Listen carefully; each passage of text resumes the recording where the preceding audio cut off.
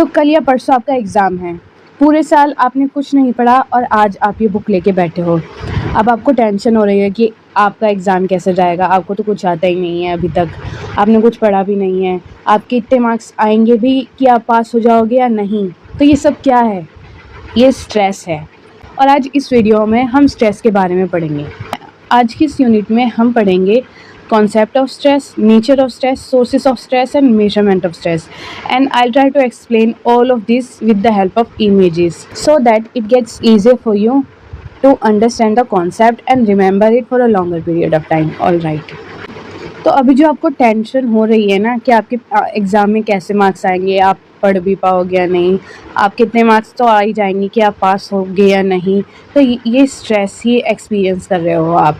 लेकिन इस बुक में इस कॉन्सेप्ट ऑफ स्ट्रेस वाले सेक्शन में स्ट्रेस की डिफरेंट साइंटिस्ट ने डिफरेंट डेफिनेशन दी गई है। ये वाला जो पार्ट है ना, मेरे टाइम पर एग्ज़ाम में क्वेश्चन आया था, कम से कम ये 10 मार्क्स का था और मुझे याद है कि मैंने इसको बहुत अच्छे से लिखा था। सो मेक श्योर कि आप इसको बहुत केयरफुली सुनो। स्ट्रेस की डेफिनेशन को ज़रूर याद रखना क्योंकि ये कई बार एग्ज़ाम में पूछी जाती है। तो स्ट्रेस जो वर्ड है वो स्ट्रिंजीर वर्ड से, स्ट्रिंजीर एक लाटिन का वर्ड है, उससे बनाया गया है। इस लाटिन के वर्ड का मतलब है to draw tight.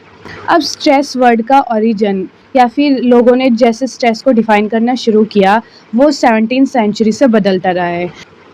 17th century में स्ट्रेस वर्ड को यूज़ किया जाता था लोगों की कठिनाइयाँ, जो लोग कठिनाइयाँ सहते हैं, जो लोग अपनी लाइफ में बहुत ज़्यादा कठिनाइयाँ एक्सपीरियंस करते हैं, उसको डिनोट करने के लिए। फिर 18th सेंचुरी में लोगों ने इसकी डेफिनेशन बदल दी। 18th सेंचुरी में स्ट्रेस को डिफ़ाइन किया जाता था एज समथिंग एज प्रेशर। तो ये जो इनिशियल कॉन्सेप्चुलाइजेशन है स्ट्रेस की, इसने ज़्यादातर फोकस किया स्ट्रेस पर एज एन एक्सटर्नल स्टिमुलस का मतलब जो चीज़ हमें कॉज करती है। लेकिन ज़रूरी नहीं कि स्ट्रेस हमें एक्सटर्नल रीज़न की वजह से आए। There are several internal reason as well that might cause the stress. जैसे हम पर्सनली फील करते हैं, जैसे आप में से कुछ ऐसे स्टूडेंट होंगे जिन्होंने इस एग्ज़ाम के लिए 1 महीने पहले ही प्रिपरेशन कर ली होगी। वो इसलिए क्योंकि उनको इंटरनली स्ट्रेस था, वो इंटरनली स्ट्रेस थे कि उनको अच्छे मार्क्स चाहिए अपने एग्ज़ाम में। The study carried out by Cannon can be mentioned in the context where he mainly studied the fight and flight reaction. तो हाँ, ये एक fight और flight reaction है। मतलब आप एक प्रॉब्लमेटिक सिचुएशन में हो, अब आपके पास 2 ऑप्शन हैं, या तो उस प्रॉब्लमेटिक सिचुएशन को दूर करने के लिए आप उससे लड़ो, फाइट करो, या फिर भाग जाओ। इसी को फाइट और फ्लाइट रिस्पॉन्स कहते हैं, जो स्ट्रेस में लोग अक्सर यूज़ करते हैं। अब पहले साइंटिस्ट थे कैनन, जिन्होंने स्ट्रेस को की डेफिनेशन देनी शुरू करी इस वर्ड को। फिर आए हैंस सेली, उन्होंने डिस्क्राइब किया स्ट्रेस को as a response of the body to a certain demand that is made on it, and he further stated that this response was non specific. मतलब उन्होंने समझाया कि स्ट्रेस वो फोर्स है, वो चीज़ है जो हमारी बॉडी तब एक्सपीरियंस करती है जब हम उस पर कोई डिमांड पुट करते हैं। जैसे कि आपके ऊपर एक डिमांड है, आपके पेरेंट्स आपके ऊपर डिमांड पुट कर रहे हैं कि आपको अच्छे एग्ज़ाम में मार्क्स लाने हैं। फिर एक और साइंटिस्ट आए जिनका नाम था स्केफर, उन्होंने डिफ़ाइन किया स्ट्रेस को arousal of mind body in response to demand made on them, यानी इसके सिमिलर। फिर आई definition by Lazarus and Folkman, उन्होंने स्ट्रेस को डिफ़ाइन किया एज अ रिलेशनशिप किसके बीच में? Between the person and the environment. मतलब इंसान इन्वायरमेंट से ज़्यादा रिसोर्सेज एक्सेस करना चाहता है, और जब इंसान ऐसा करता है तो वो अपनी वेलबींग को ख़तरे में डाल रहा है। मतलब हम क्या कर रहे हैं, हम इंसान अर्थ को बहुत अच्छे से यूज़ करना चाहते हैं। हम चाहते हैं कि अर्थ में से जितने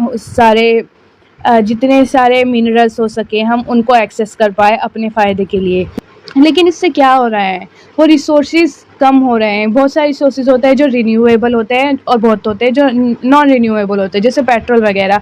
अगर हम इसको ऐसे माइंडलेसली यूज़ करते गए तो आगे की फ्यूचर जनरेशन उसको कैसे यूज़ कर पाएगी। तो लज़ारस और फोकमैन ने स्ट्रेस को डिस्क्राइब किया एक इन्वायरमेंटल कॉन्टेक्स्ट में। अब ये जो सारी की सारी डेफिनेशन है ये स्ट्रेस को वेस्टर्न पर्सपेक्टिव से देख रही हैं।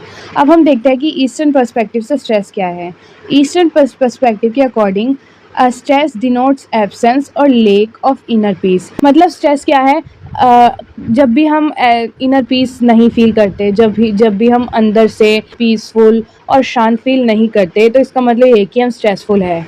ये डेफ़िनेशन ईस्टर्न पर्सपेक्टिव के अकॉर्डिंग है। अब हमने स्ट्रेस की डिफरेंट डेफ़िनेशन तो अंडरस्टैंड कर ली, अब बारी है ये समझने की कि स्ट्रेस होता किस चीज़ों से है, कौन-कौन से चीज़ें हैं जो स्ट्रेस को कॉज़ करती हैं। तो ये इस इमेज में बताया गया है। जैसे हम स्ट्रेस एक्सपीरियंस कर सकते हैं रिस्पॉन्सिबिलिटी की वजह से। जो घर के बड़े बच्चे होते हैं उनके ऊपर बहुत ज़्यादा रिस्पॉन्सिबिलिटी होती है अपनी लाइफ में, इसकी वजह से वो बहुत ज़्यादा एक्सपीरियंस करते हैं स्ट्रेस। फिर इंटरपर्सनल कन्फ्लिक्ट यानी आपस में हमारी लड़ाई झगड़े की वजह से भी हमें स्ट्रेस हो सकता है। स्कूल या फिर हमारी जॉब में कुछ ऐसी चीज़ें होती है, या तो हमारी सैलरी अच्छी नहीं होती है, उसकी वजह से हम स्ट्रेस फील कर सकते हैं। इमोशनल रीज़न होते हैं, हमारी लाइफ में कुछ ऐसी घटनाएं घट जाती है जिनकी वजह से हम स्ट्रेस फील करते हैं। कोई फिज़िकल कंडीशन, कोई कोई कमज़ोर है, वो वेट गेन नहीं कर पा रहा, और किसी का वेट बहुत ज़्यादा है, वो वेट लॉस नहीं कर पा रहा, तो ये भी रीज़न हो सकता है स्ट्रेस का। अब हम समझेंगे nature of stress with the help of image. Nature of stress का मतलब कि स्ट्रेस होता कैसा है, इसका नेचर कैसा होता है, ये बहुत ज़्यादा लंबे समय तक रहता है या कम समय तक रहता है। तो अब हम समझते हैं नेचर ऑफ स्ट्रेस। मुझे पता है आप कंफ्यूज होंगे कि ये नेचर ऑफ स्ट्रेस और टाइप ऑफ स्ट्रेस दोनों में एक ही चीज़ कैसे हो सकती है। आपको एग्ज़ाम में ये क्वेश्चन दो तरह से फ्रेम किया जा सकता है, या तो ये आएगा नेचर ऑफ स्ट्रेस, या फिर ये ऐसे आ सकता है कि the various types of stress. तो जो भी आए उसका आंसर यही है, ठीक है। तो जो सबसे पहला स्ट्रेस का टाइप है वो है स्ट्रेस। ये वो स्ट्रेस है जो पॉजिटिव होता है। ये स्ट्रेस हम तब फील करते हैं जब हम मोटिवेटेड होते हैं या फिर खुश होते हैं, जैसे कि वाइल प्रिपेयरिंग फॉर एग्ज़ाम, जब हमारी नई जॉब कोई शुरू होती है, या फिर शादी के बाद या फिर आफ्टर गेटिंग मैरिड, या फिर कम्पीटिंग इन अ गेम। जो ये वाला स्ट्रेस होता है ये पॉजिटिव स्ट्रेस होता है और ये हमारी हेल्थ के लिए हार्मफुल नहीं होता। फिर दूसरा स्ट्रेस आता है नो स्ट्रेस नॉर्मल और एवरीडे स्ट्रेस होता है। ये वो वाला स्ट्रेस का टाइप होता है जो हमारे लिए ज़रूरी है। अगर हम ये वाला स्ट्रेस नहीं फील करेंगे तो हम अपनी जॉब में अच्छे से परफॉर्म नहीं कर पाएंगे, अपनी लाइफ में अच्छे से परफॉर्म नहीं कर पाएंगे। ये हमें डेली वर्क प्रेशर के लिए इम्पोर्टेंट होता है, मीटिंग डेडलाइंस मीट करने के लिए इम्पोर्टेंट होता है, managing house hold task and balancing responsibilities. ये हमें अलर्ट रखता है, हमारी प्रोडक्टिविटी इम्प्रूव करता है, हमें ऑर्गेनाइज्ड रहने में हेल्प करता है। फिर आता है डिस्ट्रेस। ये एक तरह का नेगेटिव स्ट्रेस है और ये हमारी हेल्थ के लिए बिल्कुल भी अच्छा नहीं है। ये ओवरवेलमिंग लगता है हमें, मतलब हम इसको कंट्रोल नहीं कर पाते और ये हमारी बॉडी को नेगेटिवली इफेक्ट करता है। ये वाला स्ट्रेस हम तब फील करते हैं जब हमारे पर बहुत ज़्यादा काम होता है, या फिर हमारी रिलेशनशिप में कोई प्रॉब्लम आ जाती है, फाइनेंशियल डिफ़िकल्टीज़ हो गई, या फिर कोई बहुत ज़्यादा बड़ी इलनेस हो गई। फिर उसके बाद आता है हाइपर स्ट्रेस का मतलब बहुत ही एक्सट्रीम लेवल पे स्ट्रेस। कोई हमारी लाइफ में ऐसी सिचुएशन होती है जब हमारा स्ट्रेस बहुत ही ज़्यादा हो जाता है, जब ऑप्टिमल लेवल को वो पार कर जाता है, तो वही है हाइपर स्ट्रेस। ये कब होता है? जब हमारे यहाँ किसी के साथ कोई सीवियर एक्सीडेंट हो गया हो, या फिर कोई लाइफ थ्रेटनिंग सिचुएशन हो, मारने या मरने वाली, या फिर कोई एक्सट्रीम वर्क प्रेशर हो, या फिर किसी तरह का ट्रॉमा हो जो हमें हमारी लाइफ में परेशान करता हो। फिर आता है हाइपो स्ट्रेस बहुत ही कम स्ट्रेस होता है। ये हमारे लिए ना ही ज़्यादा अच्छा होता है और ना ही ज़्यादा बुरा होता है। जैसे यहाँ पे बताया गया है कि टू लिटिल स्ट्रेस और stimulation that leads to boredom and lack of motivation.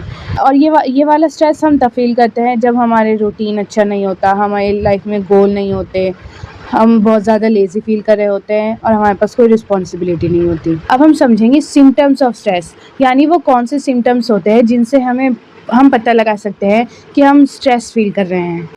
कई बार ऐसा होता है कि कुछ सिचुएशन की वजह से हम बहुत ज़्यादा स्ट्रेसफुल होते हैं, पर हमें ये कैसे पता चलेगा कि हमें स्ट्रेस है या नहीं? तो उसके लिए कुछ सिम्टम्स होते हैं जो सिम्टम्स बताते हैं कि आप अपनी लाइफ में स्ट्रेस एक्सपीरियंस कर रहे हैं। तो सबसे पहले आते हैं फिज़िकल सिम्टम्स। जब भी आप स्ट्रेसफुल फील करोगे तो आपके या तो सर में दर्द होगा, आपकी हार्ट बीट फास्ट हो जाएगी, आप बहुत थकावट महसूस करोगे, आपके पेट में स्टमक प्रॉब्लम हो जाएगी। जैसे किसी को जब भी वो स्ट्रेसफुल फील करते हैं तो उनको लूज़ मोशन हो जाते हैं, उनका अपसेट स्टमक हो जाता है। तो ये है फिज़िकल सिम्टम्स जो हम तब एक्सपीरियंस करते हैं जब हमें स्ट्रेस होता है। इनसे हम पता लगा सकते हैं कि हाँ, हम स्ट्रेसफुल फील कर रहे हैं। फिर आते हैं इमोशनल सिम्टम्स, यानी जब हम स्ट्रेस एक्सपीरियंस कर रहे होते हैं तो इमोशनली कौन से चेंजेस आते हैं हमारी बॉडी में।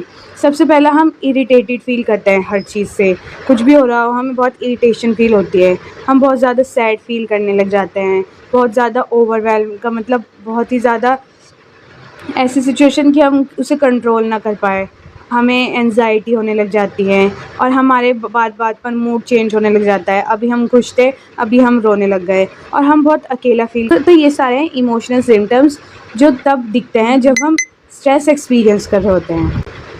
साइकोलॉजिकल सिम्टम्स में आता है कि जब भी हम स्ट्रेसफुल फील कर रहे होते हैं हम कॉन्सेंट्रेट नहीं कर पाते, हम डिसीजन नहीं ले पाते, तो छोटी छोटी बातों को भूल जाते हैं बहुत जल्दी और हमारे रेसिंग थॉट्स मतलब हमें बहुत जल्दी हमारे माइंड में थॉट्स आने लग जाते हैं किसी चीज़ के, हम बहुत ज़्यादा नेगेटिव फील कर रहे होते हैं उस टाइम और बहुत ज़्यादा कन्फ्यूजन बढ़ जाती है हमारी लाइफ में। ये हो गए साइकोलॉजिकल सिम्टम्स जो हम एक्सपीरियंस करते हैं एक स्ट्रेसफुल सिचुएशन में। फिर उसके बाद आते हैं बिहेवियर सिम्टम्स, यानी आपका बिहेवियर कैसे चेंज हो जाता है जब आप स्ट्रेस लेते हो। आपकी ईटिंग हैबिट चेंज हो जाती है, या तो आप बहुत ज़्यादा खाने लग जाते हो या फिर बहुत कम खाने लग जाते हो, या और आपकी जो स्लीपिंग हैबिट है वो भी चेंज हो जाती है।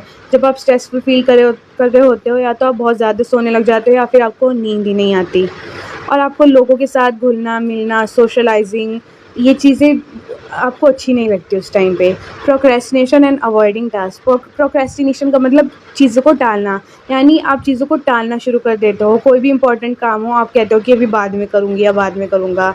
अक्सर लोग स्ट्रेसफुल जब होते हैं मतलब अल्कोहल वगैरह या फिर ऐसे सब्सटेंसेस यूज़ करने लग जाते हैं अपने स्ट्रेस को कम करने के लिए। तो ये हो गए हमारे symptoms of stress that we execute और happen with in us while we are experiencing stress. अब आता है वो कौन से सोर्सेस हैं जिनकी वजह से हम स्ट्रेसफुल फील करते हैं, यानी वो कौन से कारण हो सकते हैं जिनकी वजह से हमें स्ट्रेस होता है। सबसे पहला तो फ्रस्ट्रेशन।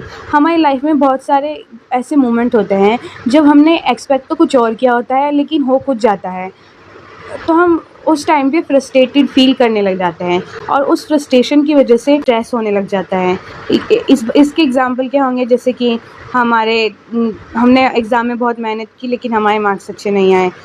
बहुत सारे लोगों को जब वो ट्रैफिक में फंसे होते हैं उसकी वजह से फ्रस्ट्रेशन होने लग जाती है, उससे उन्हें स्ट्रेस होता है बहुत सारे लोग अपनी किसी प्रॉब्लम को फिक्स करना चाहते हैं पर हो नहीं पाती, जिसकी वजह से वो फ्रस्ट्रेटेड फील करते हैं और वो स्ट्रेसफुल फील करना शुरू हो जाते हैं।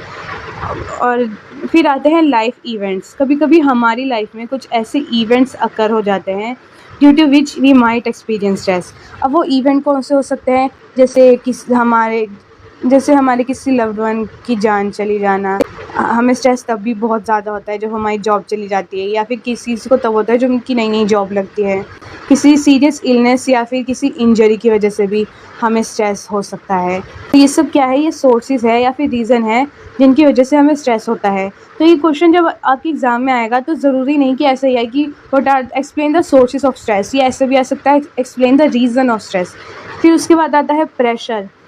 कभी कभी हमारी जॉब में जब हम कोई काम कर रहे होते हैं इतना प्रेशर हो जाता है, उस प्रेशर की वजह से हम स्ट्रेसफुल एक्सपीरियंस करने लग जाते हैं। अब हमारी लाइफ में अच्छे एग्ज़ाम लाने का प्रेशर होता है हमारे पेरेंट्स की तरफ से, और जो ऑफिस में काम करते हैं उनके लिए डेडलाइन मीट करने का। और हाँ, बहुत सबसे बड़ा रीज़न जो होता है स्ट्रेस का प्रेशर की वजह से वो होता है जब हमारे पेरेंट्स हमसे बहुत ज़्यादा एक्सपेक्ट कर रहे होते हैं but we are unable to meet their expectation. इसके बाद आता है daily hassle. Office going people के साथ ये बहुत होता है, रोज़ का ट्रैफिक देखना, वही भीड़ में जाना और वही सेम रूटीन फॉलो करना। कभी कभी लोग इन चीज़ों से भी फ्रस्ट्रेटेड हो जाते हैं जिसकी वजह से वो स्ट्रेस एक्सपीरियंस करते हैं। फिर आता है इंटरपर्सनल रिलेशनशिप।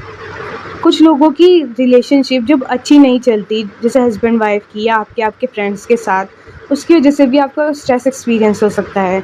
जैसे आपकी अपने पार्टनर के साथ आर्ग्यूमेंट होती रहती है, तो आप आपकी जब अपने कलीग के साथ कोई मिसअंडरस्टैंडिंग हो जाए उसकी वजह से भी, और जब आपको अपने पीयर्स से, अपने पेरेंट्स से या फिर अपने from people around you, when you don't receive enough support from them, you might experience stress.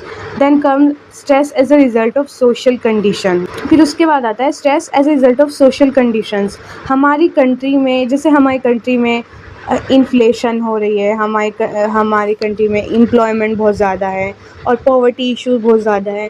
कुछ लोगों को इसकी वजह से भी बहुत स्ट्रेस होता है, कुछ नहीं, बहुत लोगों को, specially young adults who are looking for job but they are not able to find it because there are some crisis in the country due to which the rate of unemployment is at its peak. तो इसकी वजह से भी लोग stressful feel कर सकते हैं। एक और सोर्स ऑफ स्ट्रेस है इस बुक में, जिसको मैं इमेज में कवर नहीं कर पाई, वो है कन्फ्लिक्ट ऑफ मोटिव्स। कन्फ्लिक्ट का मतलब लड़ाई होना। इसमें यह समझाया गया है कि हमें स्ट्रेस तब भी होता है जब हमें दो चीज़ों में से किसी एक चीज़ को चुनना पड़ता है या फिर कोई एक डिसीजन बनाना पड़ता है। सबसे पहले आती है अप्रोच कन्फ्लिक्ट। इसमें क्या होता है, आपको डिसीजन लेना होता है दो ऑप्शन में से, दोनों के दोनों ऑप्शन पॉजिटिव है, दोनों के दोनों ऑप्शन सिमिलर है। जैसे आपको दो जगह से जॉब की ऑफ़र आई, दोनों जगह से आपको 60K अ मंथ सैलरी मिल रही है। अब आपको ये डिसीजन लेना है कि आपको कौन सी चूज़ करनी पड़ेगी, आप कौन सी चूज़ करना चाहते हो। फिर उसके बाद आता है अवॉइडेंस कन्फ्लिक्ट। इसमें अगेन आपको दो ऑप्शंस में से चूज़ करना पड़ता है, डिसीजन लेना पड़ता है, लेकिन वो दोनों डिसीजन एक दूसरे के अलग अलग होते हैं। सपोज़ आपको कोई जॉब नहीं मिल रही and you are desperate about making money. अब आपके पास सिर्फ दो चॉइस है, या तो आप अनएम्प्लॉयड रहो या फिर आपको एक ऐसी जॉब मिल रही है जिसमें आपको बहुत कम सैलरी मिल रही है।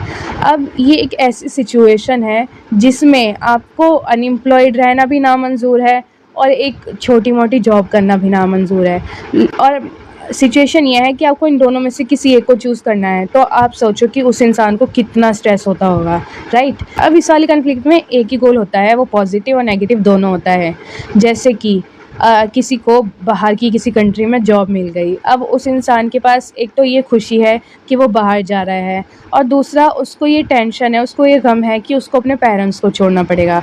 तो ये भी एक स्ट्रेस का सोर्स है। फिर उसके बाद आता है मल्टीपल अप्रोच अवॉइडेंस कन्फ्लिक्ट। इस कन्फ्लिक्ट में आपके पास अगेन आपको दो ऑप्शन में से चूज़ करना, आपके पास दो ऑप्शन होते हैं जिनमें से आपको चूज़ करना होता है, डिसीजन लेना होता है। वो डिसीजन पॉजिटिव और नेगेटिव दोनों तरह का होता है, उसके दोनों फेस होते हैं। जैसे कि एग्जांपल से आप अच्छे समझ पाओगे। आपके पास दो ऑप्शन हैं जिसमें से आपको किसी एक को ही चुन सकते हो। पहले तो ये कि आप म्यूज़िक में करियर बना लो, दूसरा ये कि इंजीनियरिंग में करियर बना लो। पर प्रॉब्लम ये है कि म्यूज़िक में अगर करियर बनाओगे तो वो आपके पेरेंट्स को पसंद नहीं है, पर वो आपको पसंद है। अगर इंजीनियरिंग में करियर बनाओगे तो वो आपके पेरेंट्स को बहुत पसंद है, आपके पेरेंट्स चाहते हैं कि आप इंजीनियर बनो, लेकिन आपको उसमें कोई इंटरेस्ट नहीं है। तो इसमें क्या हो रहा है, मल्टीपल अप्रोच लेनी पड़ रही है। किसी में कोई खुश है, किसी में कोई खुश नहीं है, किसी में किसी की मर्ज़ी है, किसी में किसी की मर्ज़ी नहीं है। अब इतनी बड़ी केओटिक सिचुएशन में डिसीजन लेना कितना स्ट्रेसफुल होगा किसी इंसान के लिए। तो हो सकता है ना ये सोर्स ऑफ स्ट्रेस, राइट। अब हमने समझा कि स्ट्रेस के कितने टाइप्स होते हैं, उसके रीज़न क्या हो सकते हैं और क्या कॉज हैं, हमने ये सब समझ लिया। पर अभी हमें ये भी जानना ज़रूरी है कि हम स्ट्रेस को मेजर कैसे करेंगे। अभी थोड़ी देर पहले हमने साइकोलॉजिकल सिम्टम्स देखे थे जो शो होते हैं जब हम स्ट्रेस एक्सपीरियंस करते हैं। तो उसमें क्या क्या था कि हमारी हार्ट बीट बढ़ जाती है, रेस होने लग जाती है, हमारा ब्लड प्रेशर भी बहुत ज़्यादा इम्बैलेंस हो जाता है। तो ये हार्ट बीट और ब्लड प्रेशर को ट्रैक करके भी मेजर किया जा सकता है कि किसी को स्ट्रेस हो रहा है या नहीं। इसके बाद जब हम स्ट्रेस ले रहे होते हैं तो हमारी बॉडी में एक कोर्टिसोल नाम का हार्मोन रिलीज़ होता है। उसके रिलीज़ होने से पता लगाया जा सकता है कि कोई इंसान स्ट्रेस एक्सपीरियंस कर रहा है या नहीं। इतना सुनने में ये वाला साइकोलॉजिकल मेजर इफ़ेक्टिव लगता है, वो उतना ही उसकी लिमिटेशन भी है। वो इसलिए क्योंकि जैसे हमारी बॉडी में जो साइकोलॉजिकल चेंजेस होते हैं, जैसे हमारी हार्ट बीट बढ़ जाना, हमारा बीपी चेंज हो जाना, वो और रीज़न की वजह से भी हो सकते हैं, जैसे किसी को शुगर होती है या फिर किसी को कोलेस्ट्रॉल की वजह से भी उसका बीपी इम्बैलेंस हो जाता है। तो ज़रूरी नहीं कि अगर किसी की बीपी हाई है या फिर रैपिड पल्स रेट हो रही है उनकी, तो वो स्ट्रेस की वजह से हो रही है, वो किसी और रीज़न की वजह से भी हो सकती है। Next is psychological test, which is again a great tool or a great method to measure stress within a person। तो इसका एक एग्जांपल लेके समझते हैं, जैसे कि अगर आप स्ट्रेसफुल एक्सपीरियंस कर रहे हैं तो आप एक साइकाइट्रिस्ट के पास जा सकते हैं। वो साइकाइट्रिस्ट आपसे कुछ ऐसे क्वेश्चन पूछेंगी जो क्वेश्चन उन लोगों से पूछे जाते हैं जो स्ट्रेसफुल एक्सपीरियंस करते हैं। इसको बोलते हैं सेल्फ रिपोर्ट इन्वेंटरीज। इसमें आप खुद बताते हो कि आप क्या क्या फील कर रहे हो lately, what is going on in your life, what you have been up to and what are you experiencing. And after understanding your current state, वो साइकाइट्रिस्ट ये आइडिया लगा सकता है कि आप अपनी लाइफ में स्ट्रेस एक्सपीरियंस कर रहे हो। तो ये भी एक अच्छा मेजरमेंट है जो यूज़ किया जा सकता है टू मेजर स्ट्रेस। बट इसकी भी एक लिमिटेशन है लैंग्वेज की। क्या पता कि जो इंसान स्ट्रेस एक्सपीरियंस कर रहा है वो कोई और लैंग्वेज में इस बात करता हो और जो टेस्ट ले रहा है उसकी कोई और लैंग्वेज हो। तो एक लैंग्वेज का बैरियर है जो इस टेस्ट की लिमिटेशन बनता है। फिर उसके बाद आता है चेकलिस्ट में क्या होता है कि एक इंसान को एक चेकलिस्ट दे दी जाती है, ऐसी चेकलिस्ट। उस चेकलिस्ट में इवेंट्स होते हैं जो हमारी लाइफ में हो सकते हैं, जैसे किसी loved one, losing a loved one और हैविंग एन इंसिडेंट, और एक डाइवोर्स या कोई ऐसा लाइफ इवेंट जिसकी वजह से किसी इंसान को स्ट्रेस हो सकता है। तो एक ऐसी चेकलिस्ट दी जाती है उस इंसान को जो स्ट्रेस एक्सपीरियंस कर रहा है। फिर उसके बेसिस पे जितने भी वो इवेंट्स ऐसे टिक करता है उस चेकलिस्ट में, उससे पता लगाया जाता है कि वो इंसान कैसा स्ट्रेस एक्सपीरियंस कर रहा है और उसको ट्रीट करने के लिए कौन कौन से उपाय या फिर कौन कौन से मेथड इस्तेमाल किए जा सकते हैं, यूज़ किए जा सकते हैं ताकि उसका स्ट्रेस कम किया जा सके। इंटरव्यू सबसे अच्छा मेथड, इन सब में सबसे इफ़ेक्टिव मेथड हो सकता है टू मेजर स्ट्रेस। इसमें क्या होगा, इसमें जो इंसान स्ट्रेस एक्सपीरियंस कर रहा है उससे 1-on-1 इंटरव्यू होगा। उससे 1-on-1 क्वेश्चन पूछे जाएंगे कि आप अपनी लाइफ में क्या एक्सपीरियंस कर रहे हो। वो पैटर्न रिकग्नाइज़ किए जाएंगे जो स्ट्रेसफुल इंसान में देखे जाते हैं। उसके बाद ये पता लगाया जा सकता है कि वो इंसान कैसे स्ट्रेसफुल सिचुएशन में है, and to treat that patient, what are the strategies or what are the methods that could be used to help him get out of to cope with stress। Interview वाले method की भी limitation ये है कि ये वाला method बहुत ज़्यादा टाइम कंज्यूमिंग है और कुछ लोगों को कॉस्टली भी पड़ सकता है, क्योंकि ऐसे जो सेशन होता है ना, उनमें जो डॉक्टर होते हैं उनकी जो कंसल्टेशन फ़ीस बहुत ज़्यादा हाई होती है। तो ये बहुत ज़्यादा एक्सेसिबल नहीं है, क्योंकि हर कोई इसको एक्सेस नहीं कर सकता। आज की वीडियो में इतना ही। नेक्स्ट सेशन भी हम कंप्लीट करेंगे। Thank you so much for watching.